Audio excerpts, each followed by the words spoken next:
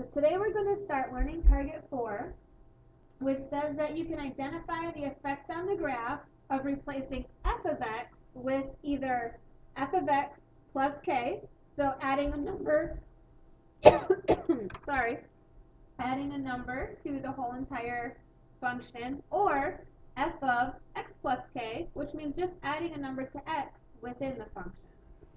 So the first part of this is to understand how to recognize and create a horizontal or vertical shift in an equation. To create a vertical shift, add a value to the entire function. So that might look like this. Let's say you have 1 times 2 to the x power, and if you're going to add a value to the whole entire function, it might look like that if you add a 3. So that would be an example. All right, example right there. And the other one is to create a horizontal shift. You add a value to just the exponent. So for example, it would look like that. You're adding something to the exponent up there. This makes sense because the whole entire function represents f of x or y, and so if you add something to the y, which is the whole entire function, it's going to go up and down on the y-axis. Here you're adding something to just the x, which means it's going to shift it going horizontal along the x-axis. So right now, go ahead and, after I finish saying a sentence, pause this activity, or pause these notes, and then go to Desmos on your computer and begin working on practice number 13, just to kind of experiment with this and see what's going on.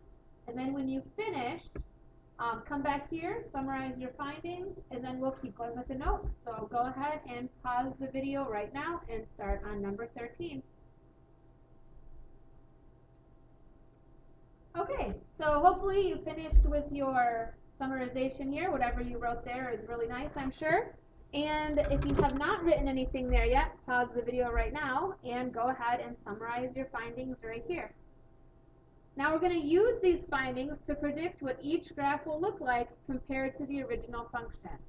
So hopefully you were able to discover that if this is your original function, if you add 2 to the entire function, it's going to shift the entire function up 2 units.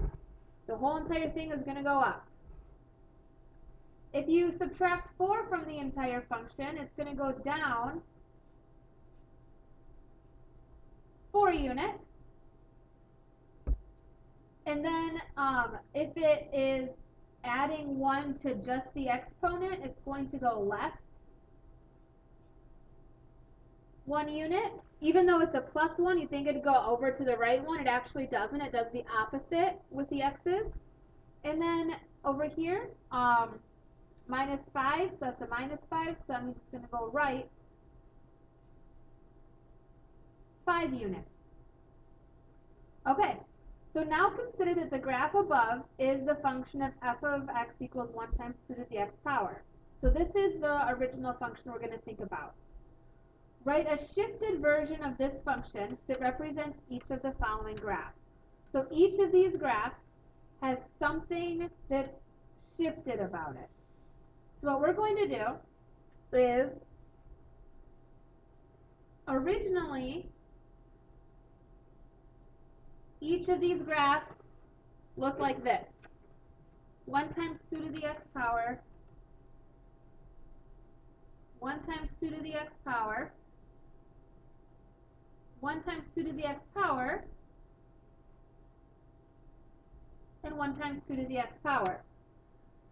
Now the thing is that each of these graphs are actually moved in a direction. So they're either shifted up or down or left or right. This is the original what it used to look like. It had a y-intercept right here at 0, 1. So let's see what has happened in each of these. In this one, it looks like the whole entire graph, because the x, or the horizontal asymptote, used to be up here at y equals 0. Now it looks like the whole entire thing got moved up 3. So now it's at y equals 3 is the horizontal asymptote. And the y-intercept also got moved up 3. So now it is 0.03 up there, which means this graph looks like the whole thing got moved up 3 units. And for a vertical shift of 3 units, we add 3 to the entire function. Down here, it looks like the horizontal asymptote is now y equals -3. And it looks like the y-intercept got moved down 3 from here to here. So now it is 0, -2. So because it looks like the whole function got moved down 2 units, that means we subtract 3 from the entire function. And you can see, looking at this graph, how normally an exponential function does not have an x-intercept, except if you shift the whole thing down. Then it has, this new line is the horizontal asymptote, and it actually does go through the x-axis to get there. Now it will never touch this line, x equals -3. Just like over here, it never touches the x-axis. The whole thing got moved down 3, including the horizontal asymptote. Now here, this graph didn't get shifted up or down at all, and we know that because this y equals 0, that's still the horizontal asymptote. So this graph didn't go up or down at all, but it did get shifted over because the y-intercept used to be there. That's where it was originally at 0, 1, but now it's over there, 3 units to the left.